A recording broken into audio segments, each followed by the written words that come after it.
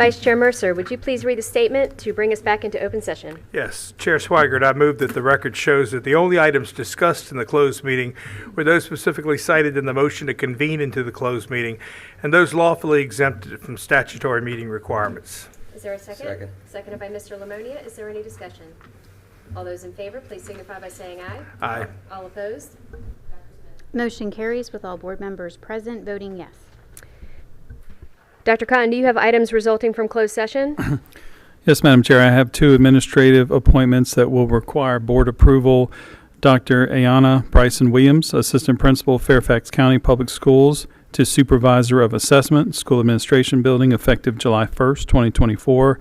Mrs. Edie L. Rogan, Director of Employee Relations, Virginia Beach City Public Schools, to Assistant Director of Human Resources, Employee Relations, School Administration Building, effective July 15th, 2024. I'll entertain a motion for approval. Moved by Dr. Walker. Is there a second? Seconded by Mr. Poole. Is there any discussion? All those in favor, please signify by saying aye. Aye. All opposed? Dr. Smith. Motion carries with all board members present voting yes. We will now move on to the invocation and the Pledge of Allegiance. At this time, I'd call upon Reverend Mark McCone-Sweet from St. Thomas Episcopal Church, who will give the opening invocation. Afterward, I'll ask Board Member Dr. Brittany Walker to lead us in the pledge. Please stand as you are able. Good evening, Madam Chair, members of the school board, staff, and visitors. Let us pray. Lord God, the school year has ended, and yet another school has already well begun.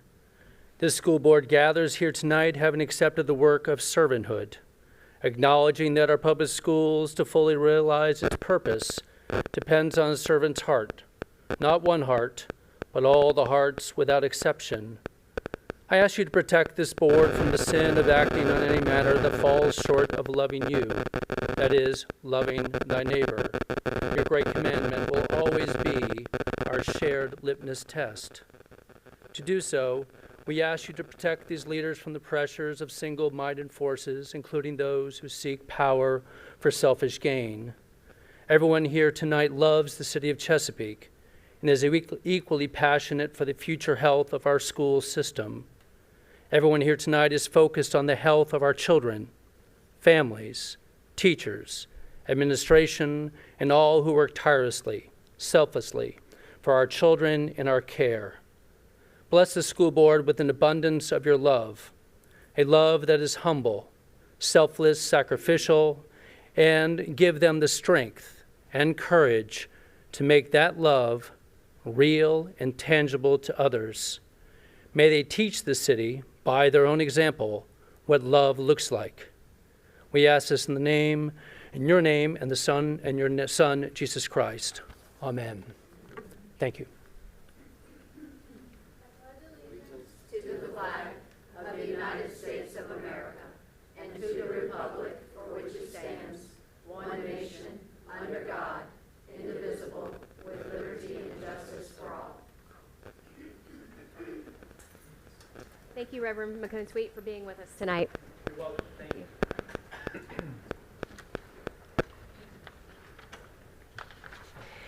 We are now moving on to awards and recognitions and the memorial resolution. Dr. Smith. Thank you, Chair Swigert.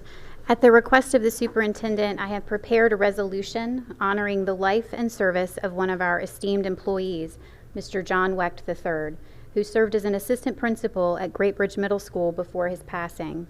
We have several special guests who have joined us for tonight's presentation. Before I read the resolution, I would like to invite Mrs. Heather Martin, principal of Great Bridge Middle School, to the podium to provide remarks.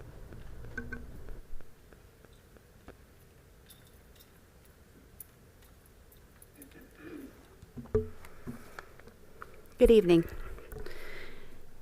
Chair Swigert, Vice Chair Mercer, school board members, Dr. Cotton, and staff.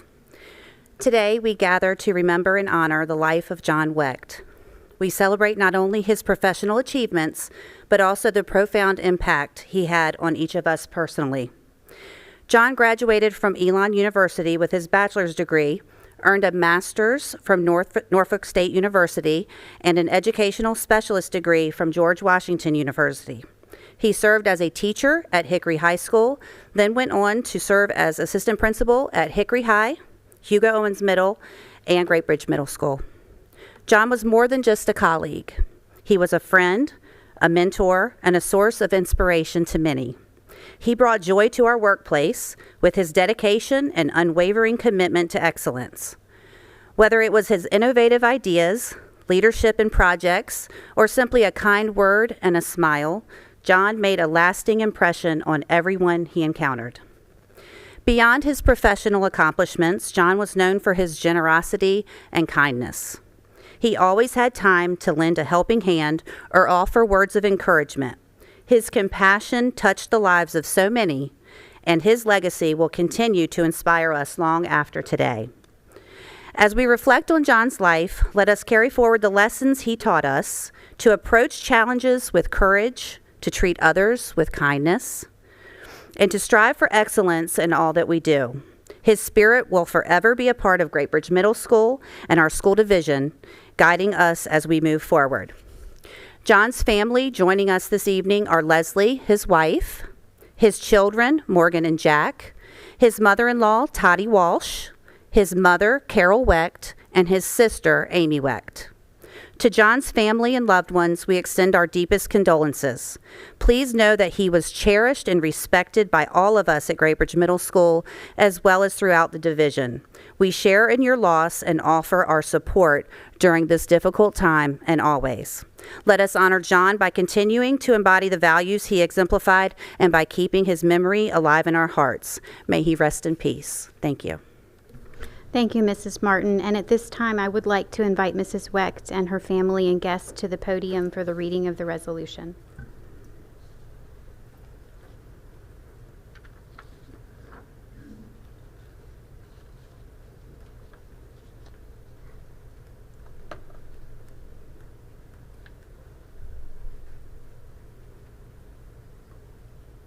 And now I'll read the resolution.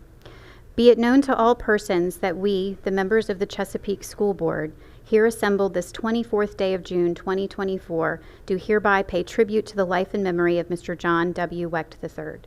Whereas Mr. John W. Wecht III earned his bachelor's degree from Elon College in 1993, he went on to complete a master's degree at Norfolk State University in 1998, followed by an education specialist degree from the George Washington University in 2005, and whereas he served as a teacher at Hickory High School and an assistant principal at Hickory High School, Hugo A. Owens Middle School, and Great Bridge Middle School, where he served the children, their parents, and others with distinction and honor for 28 years.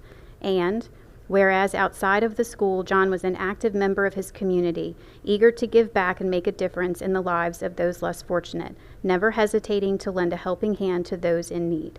His selflessness and compassion were an inspiration to all who knew him, and his legacy of service will continue to live on in the hearts of those he touched.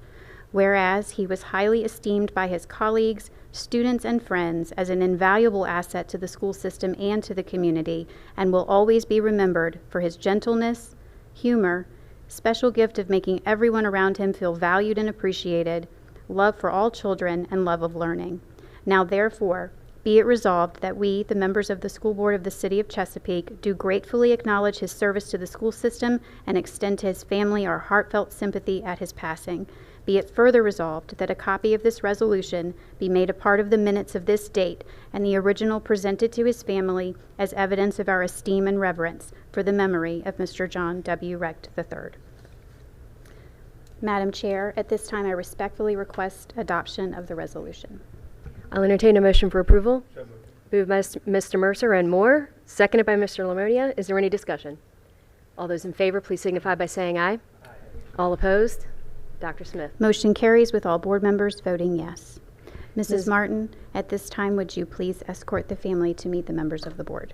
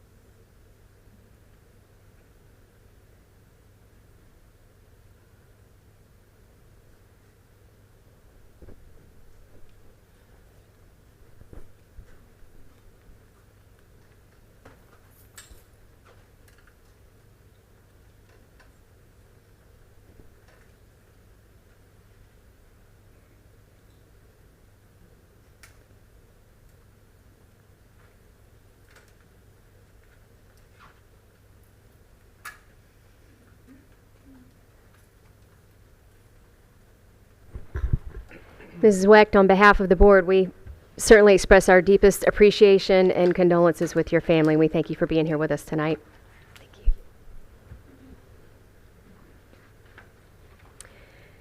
Next on our agenda this evening is the hearing of citizens. During their allotted time, speakers should observe our rules of decorum and know that expressions of concerns and criticism on matters of school policy and operations is welcome. While the speaker's own comments are welcome, they may not play pre-recorded messages.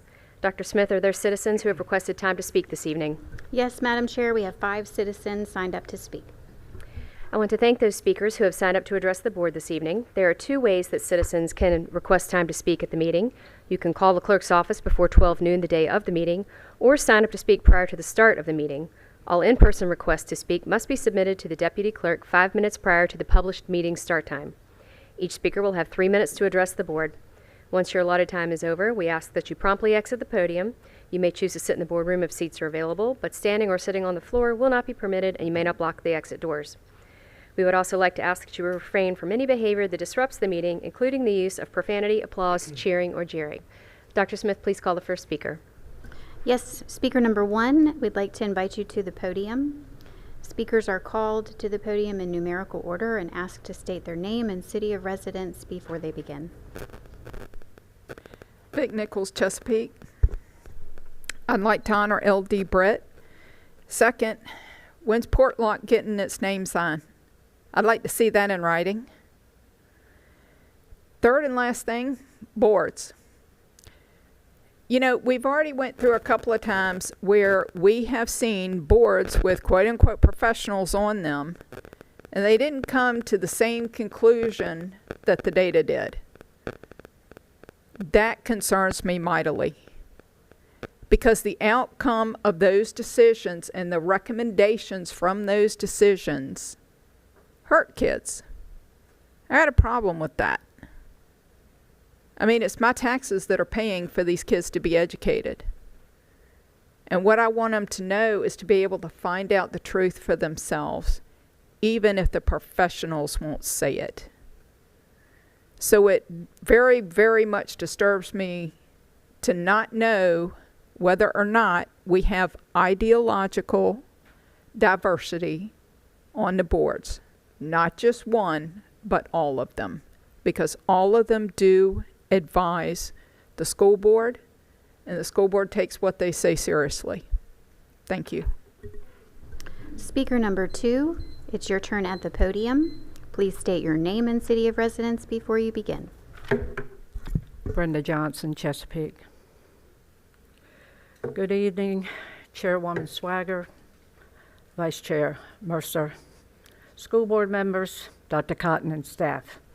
My name is Brenda Johnson, and I live in the Portlock area for over 37 years.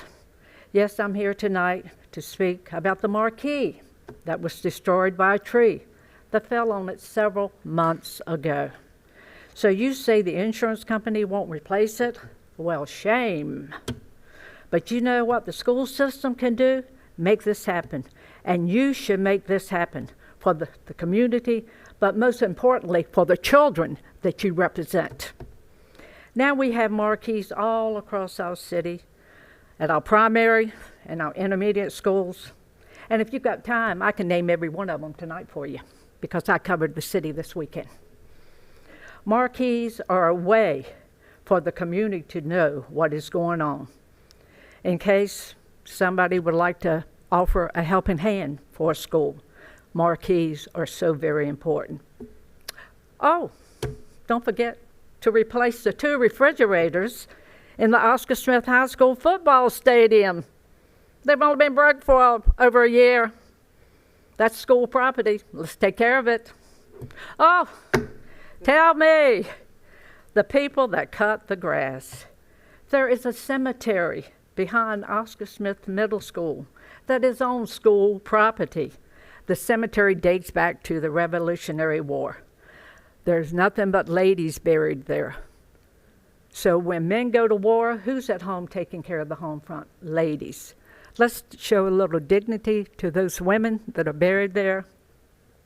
I thank you for allowing me to speak tonight, and take care of the children like you're supposed to do. Speaker number 3, it's your turn at the podium. Please state your name and city of residence before you begin.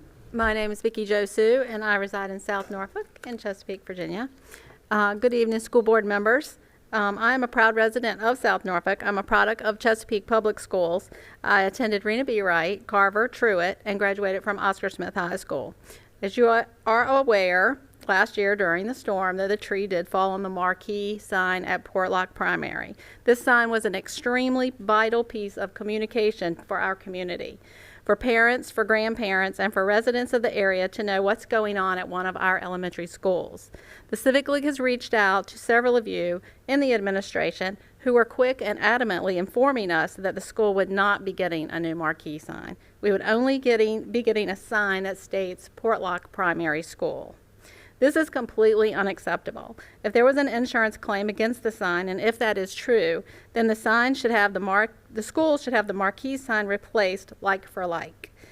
If the administration claims you're not replacing the signs like for like due to defacing, this has never been an issue at Portlock. And by defacing, we were told that the letters get changed on the inside of the marquee. I would think that could be quickly resolved by putting a lock on the sign.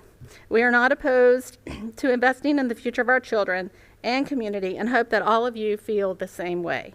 Our TIF money was used, as most of you know, to build our own middle school.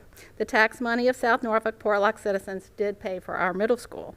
I urge you to make the decision to replace our sign with an electronic school sign, or at the very least, a new marquee sign like for like, so our parents, our community, can stay active in all the activities at our school. We are all Tigers, and we love our baby Tigers, and we want them to have a sign that would enhance the community and be informative to parents and relatives. Thank you. Speaker number 4, it's your turn at the podium. Please state your name and city of residence before you begin. Brad Moore, resident of Chesapeake. Madam Chair, school board members, I'm here on behalf of the membership of the South Norfolk Civic League to convey some concerns that were just mentioned. As president of the Civic League, once we began deliberating about these concerns, I immediately reached out to try to gain some clarification. By way of background, it is our understanding that over a year ago, a storm caused a tree limb to fall and damage the sign beyond repair. While board members have been generally responsive and administration's response to date has been unsatisfactory for several reasons. First, the administration's intimation that the marquee is unnecessary because there are other means of communication, including electronic, is unnecessarily reductive and ill-informed. While I highly doubt it is the goal of this administration or the intent of this board to eliminate that particular communication tool, because it would effectively detach the school from the community who may or may not receive that electronic communication. Second, the maintenance issues described by the administration appear to be excuses for low effort attentiveness to school facility needs. Rearranging the letters on a marquee left unlocked is hardly an act of vandalism requiring an expensive or labor-intensive fix. If the material of the existing signage isn't aging well, then perhaps the solution is to invest in modern signage that does hold up over time. Updating the message on a sign is hardly a labor-intensive task, and modern technology exists to make that task even easier. Third, the vague explanation regarding the insurance claim made for the original signage fails to account for important dollars and details. It is our understanding that the original signage at Portlock Primary School may not have been paid for by public funds, which begs the question, why is the administration recouping insurance monies for an expenditure which it may not have ever made? Last, the administration's current proposed timeline for replacement of the signage with a mediocre product is at best ambitious. Is the administration committing to have a project designed, submitted to, and approved by the city, then completed in the span of just a few months? It's a bold strategy, Cotton, so let's see if it pays off. In summation, I and the League understand that this board does not engage in discussion here at these meetings for several legitimate reasons. We are, however, hoping that our providing this feedback publicly opens the door to a meaningful dialogue that produces a workable outcome for our entire community. Thank you. Speaker number 5, it's your turn at the podium. Please state your name and city of residence before you begin. Hi, Katie Moore. I live in Chesapeake. I'm a busy working mom of 2 CPS students. During the day, my inbox gets pretty full. There are emails from Parent View, school admin, my kids' schools, Peach Jar. Let's not forget Life Touch, Candid, and any other picture spam that I get. It gets super full in there, and it's not even school-related emails. It's a lot to keep up with. I can say that the marquee at Truett Intermediate, which I pass 2 times a day, has saved me on more than one occasion. There will be a reminder of literacy night is coming or SOLs are approaching, working as intended. I do understand that we have been living in a digital era, which means there is better options. I work at Newport News, and one day I noticed that the school I pass every day had their marquee sign taken out by a vehicle. For months, it sat there destroyed. Then one day, there was a beautiful digital sign with a message that read, "Attendance matters." It caught my attention, not as a parent of a student at the school, but as someone working in that school's community. Every day, I look at that sign to see what the next message is going to be. This morning, it just simply said the name of the school and what time it was. But it always does more than identify the school. It conveys a message about what matters to the school. Newport News made progress. We should be doing the same in Chesapeake. South Norfolk is no stranger to capital improvement. I was a Chesapeake student when the new Oscar Smith High School was built. I went to Reneby Wright, then to Carver. I was a member of the last 7th grade class at Truett. Then I moved to 8th grade at the old high school, which was now the middle school. But by 9th grade, I had the pleasure of attending a beautiful brand new high school. South Norfolk has always fought for what is best for our children. They fought for me, even if it was my grandmother making sure that the new high school had flags in it before they opened. But they also fought to build a new middle school, and I'm not sure of any other borough in the city that's had to pay for their own school, but the South Norfolk community did. I've even heard rumors that the PTA actually paid for the Portlock primary sign. Now I'm standing here doing what I was taught by my community when I was younger, fighting for the Portlock primary community. They deserve better, and you know it. They deserve more than a simple identification sign, and I'm certain with a simple conversation, we can work together on this. Thank you. This concludes our speakers for this evening. Thank you for sharing your comments. Our practice is to receive information. However, we do not usually engage in dialogue, and that is our intent tonight. If appropriate and not already provided, someone from the superintendent's staff will evaluate your concern and provide a response. We will now move on to the consent agenda. I'll entertain a motion for approval. Moved by Mr. Mercer. Is there a second? Seconded by Mr. Poole. Is there any discussion? All those in favor, please signify by saying aye. All opposed? Dr. Smith. Motion carries with all board members present voting yes. Okay, we are now moving on to the information agenda. The first item is the monthly financial report. Ms. Glod. Thank you, Chair Swigert. This evening's agenda packet includes the interim financial report and memo for May 2024. During the reporting period, a total of $51.8 million in revenue was received. These funds consist of $28.7 million from the state and $22.4 million from the city. The remaining balance was from federal and other local funds. Inflation continues to impact non-personnel expenditures, but we are managing the impact of rising costs just as we have throughout the year. At present, no revenue shortfall is expected. Any excess revenues, along with expenditure savings, will be included in the fiscal year 23-24 reversion. With that said, I'm happy to answer any questions regarding May's financials. I don't believe I see any questions, so thank you so much for the report. Next on the information agenda is proposed revisions to school board policies, bylaws, and regulations. Dr. Smith. Thank you, Chair Swigert. As is our typical process and in accordance with recent legislative changes, we have quite a few recommended policy revisions to share with you tonight. I'm happy to introduce our Director of Planning, Policy, and Research, Mrs. Fallon Graham, who's been working diligently with members of the Superintendent's Cabinet to prepare these drafts for your consideration. Mrs. Graham will present an overview of the proposed revisions. Good evening, Chair Swigert, Vice Chair Mercer, and members of the board. Over 3,000 bills were introduced to the General Assembly this year, and over 1,000 of those bills passed. A number of those changes will have an impact on our policy manual. As subscribers to the VSBA policy services, Chesapeake Public Schools has access to updates from the VSBA that provide guidance on recommendations for policy revisions. Tonight, we're going to share several items for your consideration. Every year, there are several policies that are reviewed and determined not to require any adjustments. The items listed on this slide fall into that category. Occasionally, a policy does not require any changes other than an update to legal references. The policies listed on this slide only require an update to their legal references to ensure alignment with the Code of Virginia. The items you see listed here are being presented with proposed revisions. A majority of those revisions are in response to recent legislative changes from the General Assembly. It's important that we align our policies with these changes to maintain state compliance and to secure funding. I'll present the highlights of these proposed changes. However, the complete versions of all items have been included in board docs for your review. Revisions to bylaws 230 and 233 come as a result of amendments to the Code of Virginia. This change allows members of the school board to participate using remote participation and count towards the quorum as if the member was physically present.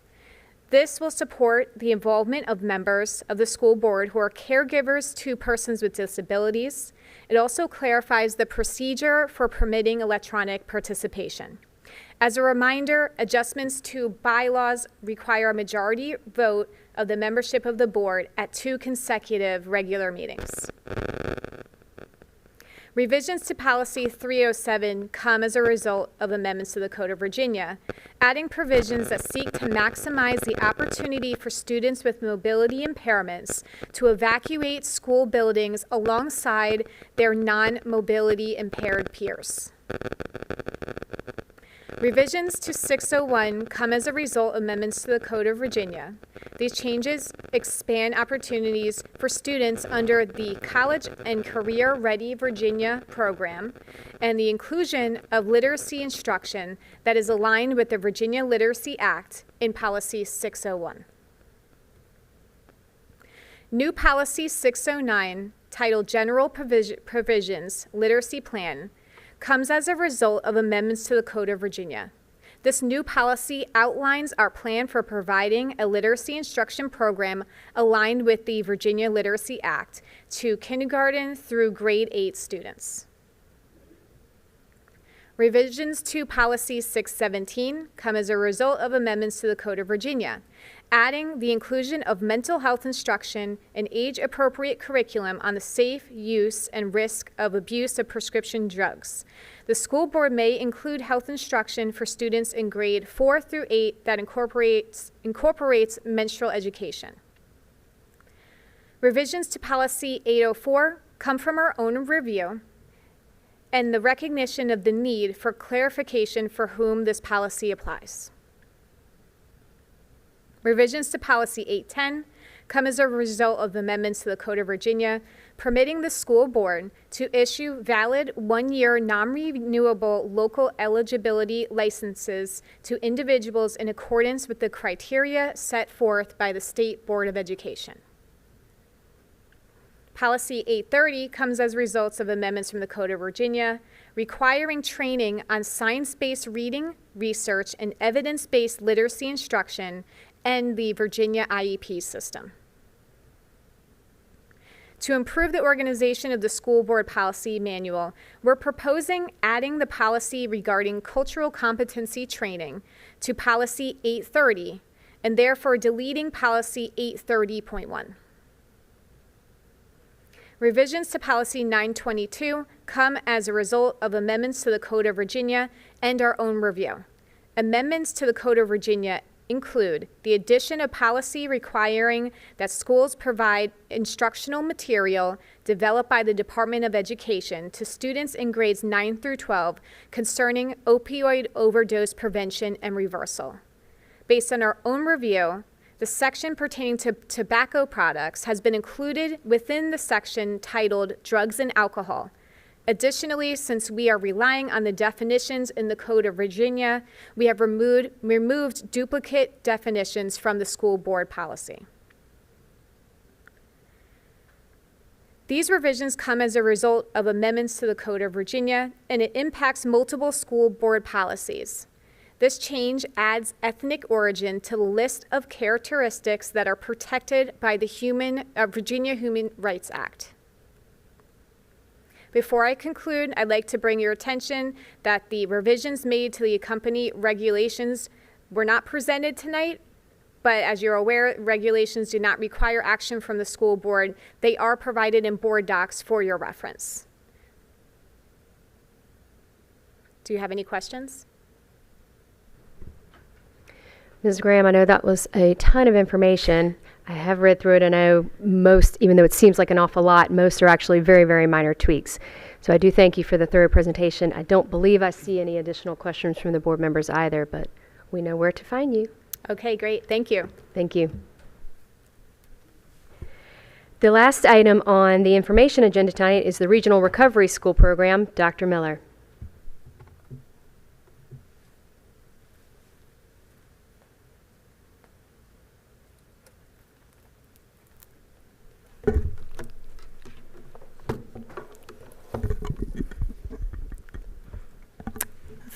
Thank you, Chair Swaggart.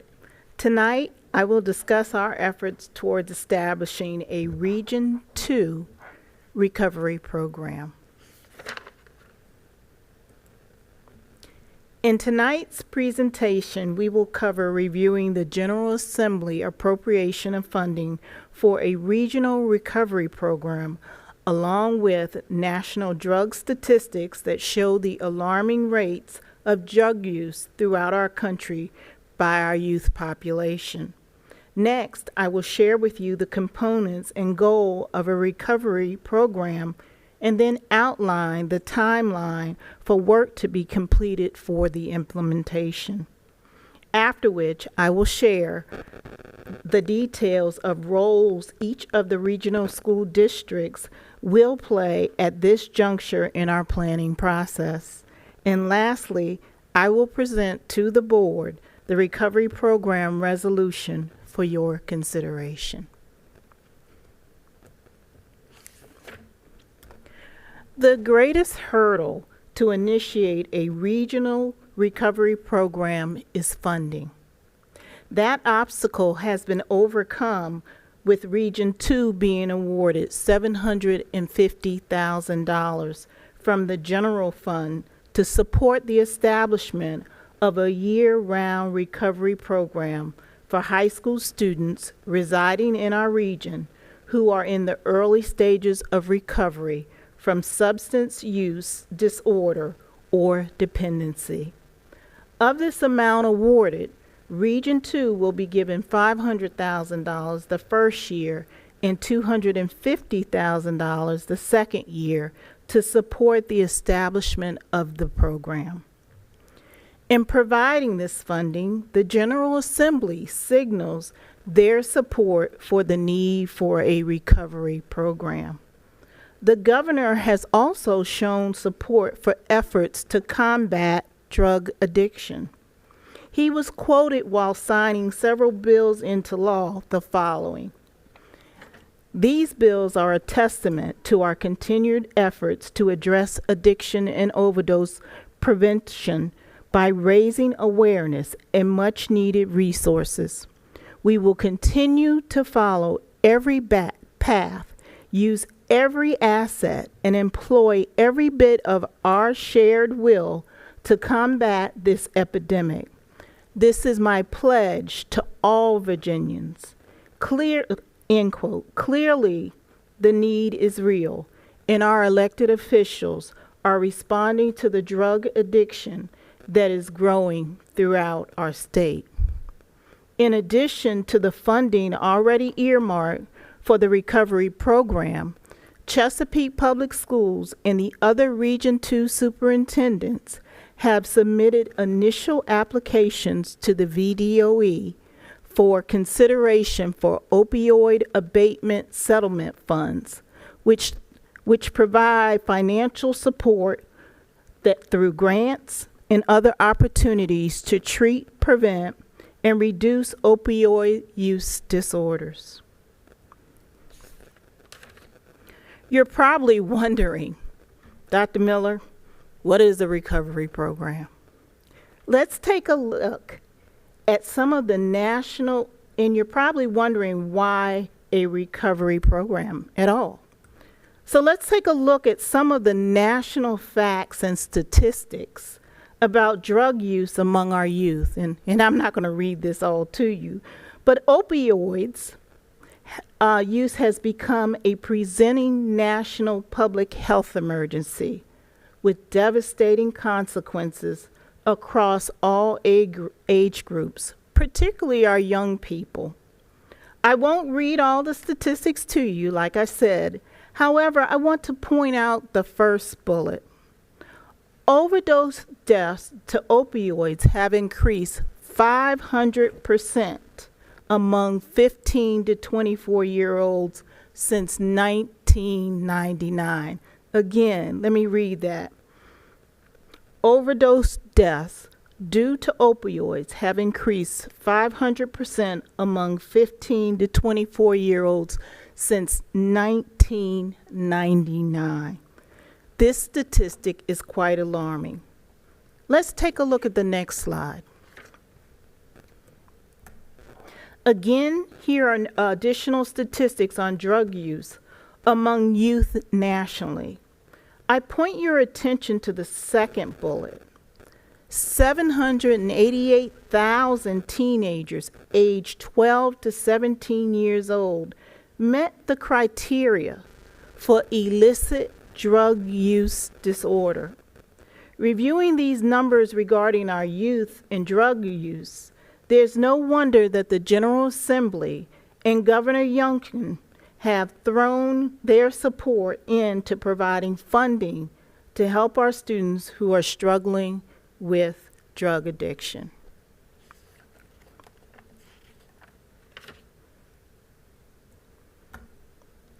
The recovery program allows for clinical therapeutic support, in which the program provides tailored clinical therapeutic services to support students' mental health and recovery. In addition, it addresses individual needs through counseling, therapy, and other critical clinical interventions. As for the academic support, the recovery program offers an academic curriculum that meets the state standards, ensuring students can achieve a high school diploma while maintaining their recovery journey. And lastly, it provides additional academic resources and supports to help students succeed. The goal of the recovery program is to enhance students' recovery by leveraging human capital. Utilizing a variety of resources supports students' overall well-being and success. Some examples of those human resource capital is the financial resources, funding for necessary programs, scholarships, and financial aid to support students' needs. The social resources, building a supportive community environment, fostering peer support networks, and encouraging positive social interactions. And lastly, community resources, partnerships with local organizations, healthcare providers, and community groups to provide comprehensive support and services. So what does a regional recovery program consist of? Essentially, there are four major components. The first is to educate students in grades 9 through 12 in a recovery from substance and mental health disorders. Secondly, to meet state requirement for graduation. Third, students enrolled in a recovery program must be in recovery, again, must be in recovery and committed to overcoming their addictions in order to integrate back into a traditional school setting. And lastly, is available to any student in recovery from substance abuse who meets the state and district established requirements. Now, let's take a look at the timeline overview of the work to be done in order to bring a recovery program to fruition. The first step is to share with you, our board, the recovery program concept and present a resolution for your consideration. Next, a steering committee has been identified and will meet monthly to plan and execute work that needs to be done prior to the opening of the program. Then, once the committee is near completion of the work, we will come before the board to give you an update. And lastly, open the recovery program in August of 2025.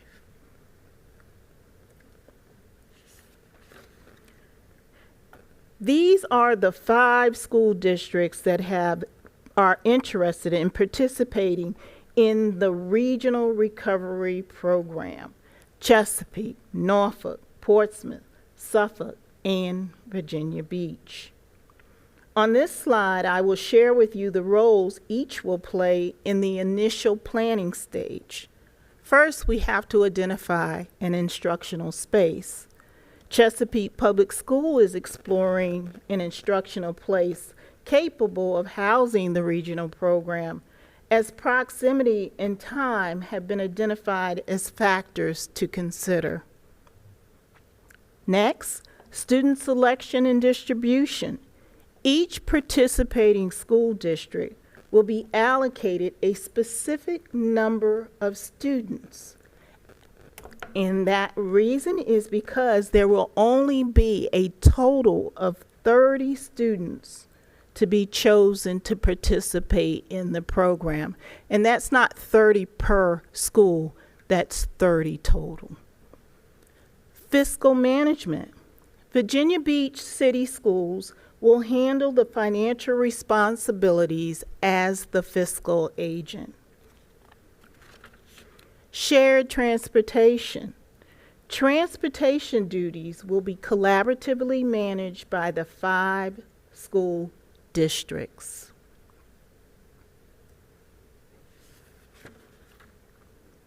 Now let's talk about the current progress as we have begin exploring the Regional Recovery Program. Our current progress is that the regional superintendents are presenting the recovery school resolutions to their respective boards for approval. The Virginia Beach School Board has already approved their resolution of commitment for this initiative. Funding has already been secured, and currently we're exploring central locations for the recovery program. Our next steps are to, if the resolution is signed, establish the program structure, form partnerships for mental health services, develop an appropriate curriculum, and aim for a 2025-2026 school opening. This concludes my presentation. I have placed the resolution in board docs for your review, and if you agree, I will place on the consent agenda for the next board meeting. May I answer any questions you may have? We do have a few questions. Mr. Poole? Yes, ma'am. First of all, I think you did a great job in your presentation. Thank you. However, I just have a couple questions. Anywhere in this process do they address the reasons why so many kids are becoming addicted to drugs? And number 2, do they talk about ways of preventing this process from occurring so that we don't have so many children that are addicted to drugs? I think that's a good question, Mr. Poole. I think right now we are starting to just delve into the weeds, and so I do not know the answer to that. We don't have that information in front of us at this time. But I'd be certain to look that up for you and put it in a boardgram. Yeah, I think that would help because, I mean, the biggest, first of all, I agree we have a huge problem with drugs and our children are being addicted to them. But I really would like to kind of look at the root of the problem to see how we can kind of prevent those things moving forward. Mm-hmm. Good question. Mr. Mercer? Yes, I just want to give a word of thanks to Virginia Beach School Board member Carolyn Ream. This has been her dream for years. Yes, it has. For those of you who know Carolyn, she lost a dear daughter to a drug overdose, and she has not let up in trying to get as much treatment as possible. I can tell you from my own family experiences that drug treatment in the Hampton Roads area is sorely lacking. You have Tidewater Psychiatric, and that's about it. A few other programs, but not enough to meet the needs. This is not going to be a large program. You take baby steps.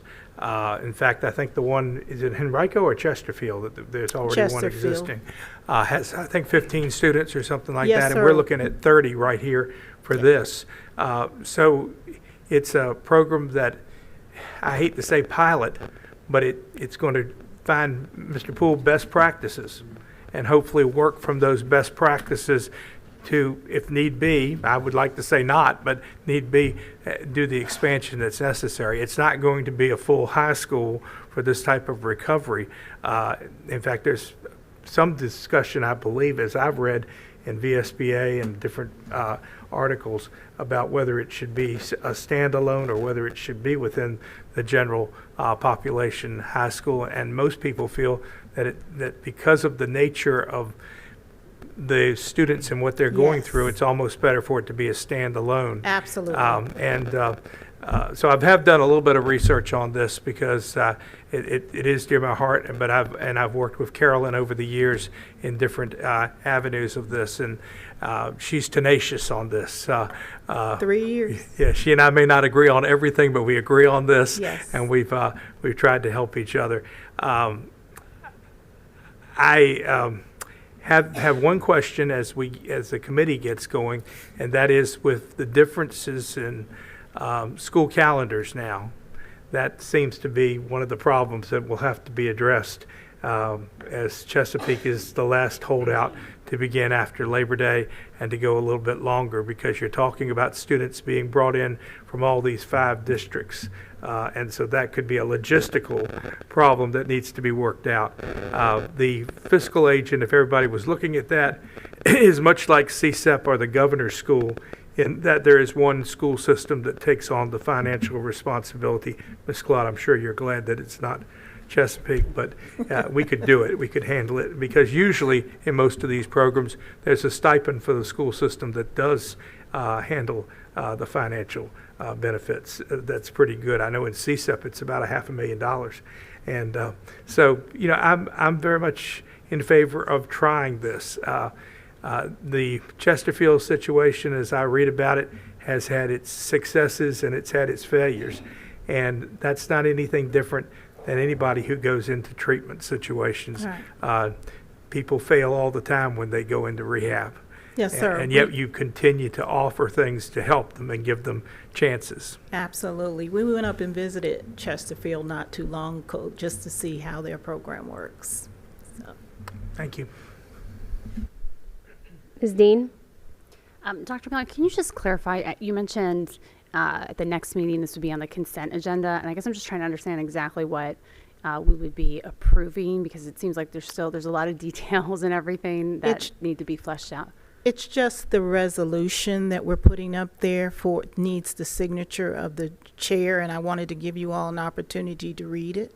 Okay, and then my last question is, because it is a regional program, as it moves forward, and I know you mentioned that there's a steering committee, but what would be the role then of specifically this school board into providing input for how this program is going to operate, since I know it's not just Chesapeake? Well, what we're currently doing is getting a steering committee together to try to put together the pieces of the academic portion, the clinical portion, the mental health piece of it, so that we can lay out and make those partnership connections in there. and then also finding an individual who will be the person that oversees the program. So just the nuts and bolts of the work that we're doing to get this off of the ground. And Mrs. Dean, I'll just add that we're going to bring something back. I want to say we had an initial meeting that we're going to come back in January, December, January, with a more detailed plan that we'll present to the board for approval before we move forward. So I know exactly what you're saying. You don't have all the details tonight. Right now it's an idea, but it's going to be worked out through the committee that will present in I think we said December, January timeframe, so that you all can provide input at that time that will be brought back to the committee. And then, of course, we'll finalize plans in May, as Dr. Miller had on the slide. Okay. Thank you. Mr. Mercer?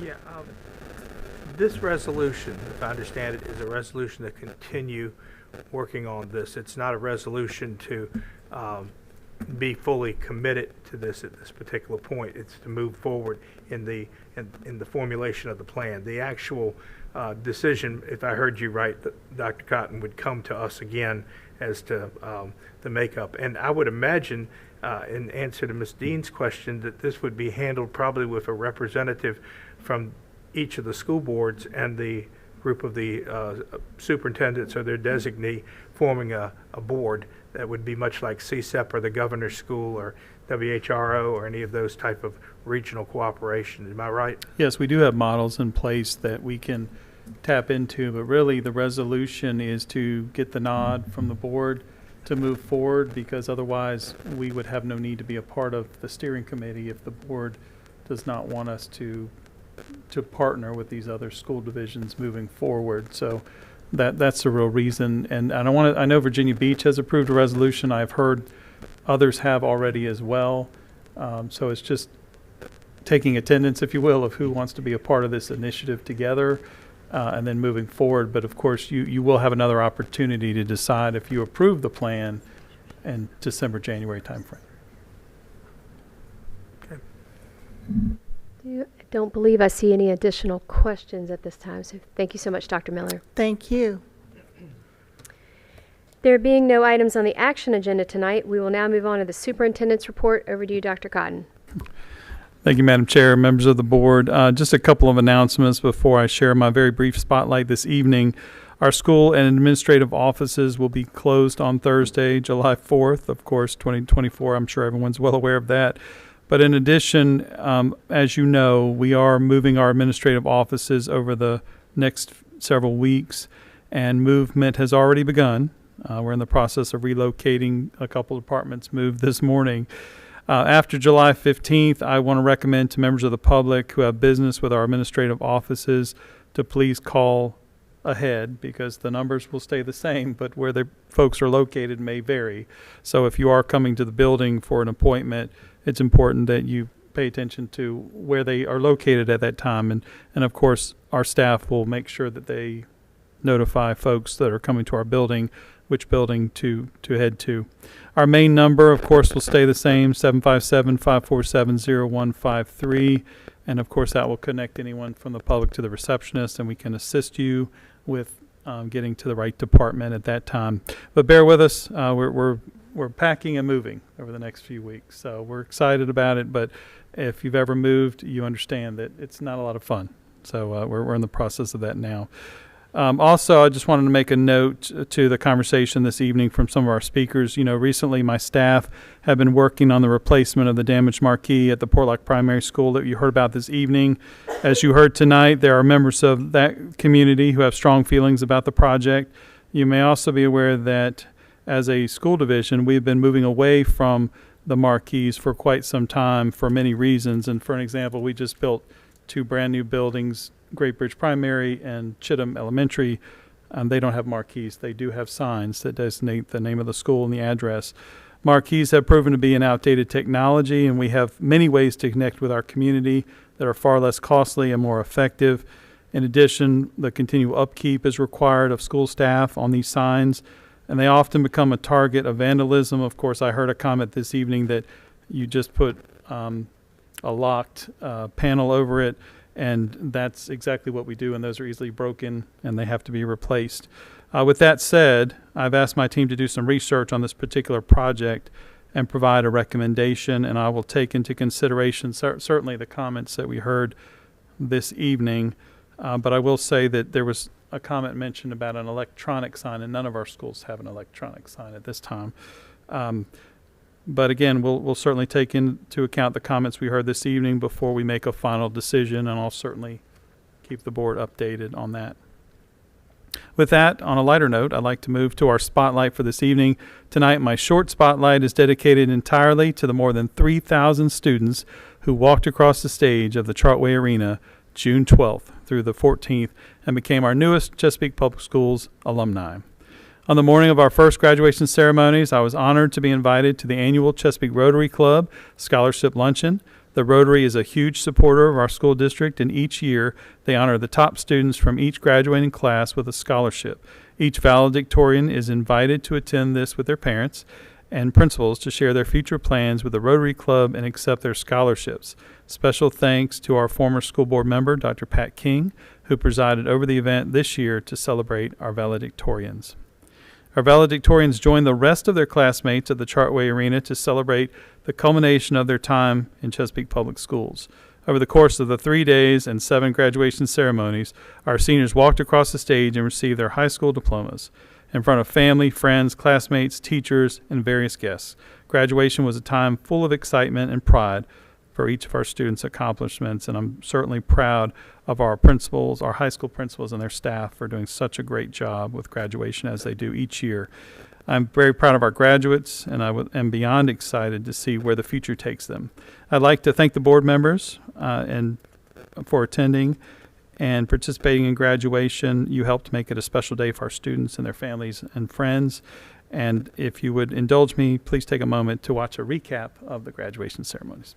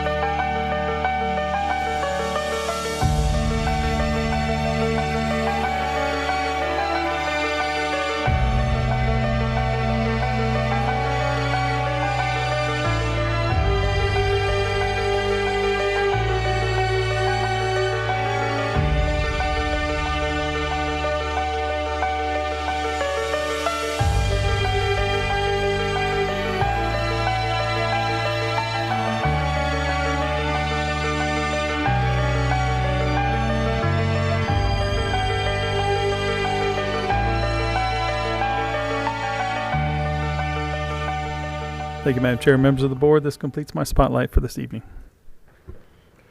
Thank you, Dr. Cotton. Last on our agenda this evening is board member items. Does any board member have an item to bring before the group this evening? I do. Mr. Mercer. Okay, I just will, a couple of things that were said tonight, I just want to maybe just put a different spin on them, and that was the question of this marquee, whether it was given by the PTA or not. I'm not sure that it probably was some time ago. One of the things I learned long ago was because we gave some air conditioning units at Hickory Elementary School back before it was centrally aired, and that'll tell you how far back I go, is that those air conditioning units no longer are in your say to say what goes with them. They were sent up there to where the CSEP building is now. And there were people who didn't like that. But guess what? When you give something to the school system, it becomes the property of the school system. And so, you know, the insurance even is covered now by the school system on those things. So I think that just needs to be cleared up. It may mean that somebody doesn't want to give something to the school system, but that's the way in which it's handled. And I think it needs to be said. That being said, the Portlock community is a community that is very traditional, very much based upon traditions. This is one of their traditions, and I have no problem with them having a marquee. I understand the problem with the situation, and I understand that we're not moving in that direction now. But I also know that we have marquees still at other facilities that don't get their a tree fall on them, and they're being used right now. So I just would ask that the staff would give their fullest consideration to the community. I know it's a difficult situation that somebody has to keep it up, and that sometimes is a burden on the people within the school system itself. But this seems to be something that's very important to this community.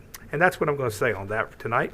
I'm also going to say, can I get somebody to knock on that door and get Mr. Babb out here?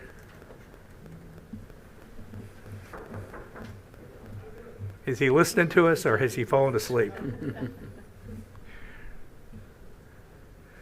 Mr. Babb. Yes, sir. Come on, can you come on out here to the front so people can see you? I guess they can turn the camera without you in there, can't they? I hope so. Okay. And for those of you who don't know, and those of you listening, this is Richie Babb's last night with us, and he has done a wonderful job. His title is Supervisor of Public Relations. Most of you know, if you call the school system and you get put on any type of hold, he is the voice of Chesapeake Public Schools telling you the receptionist is no longer available. Yeah. We'll be with you soon. Yeah, and your call is very everything. important to us. Your call is very important to us. Yes. Richie, 36 years with Yeah. the city of Chesapeake's public schools. Well done, my friend. Thank you very And much. we wish you the best in your future endeavors. Thank you, Tom. I appreciate that, Reverend Mercer. Thank you all very much. Thank you.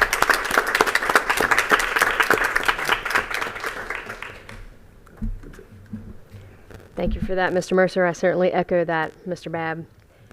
Are there any additional board member comments this evening? I see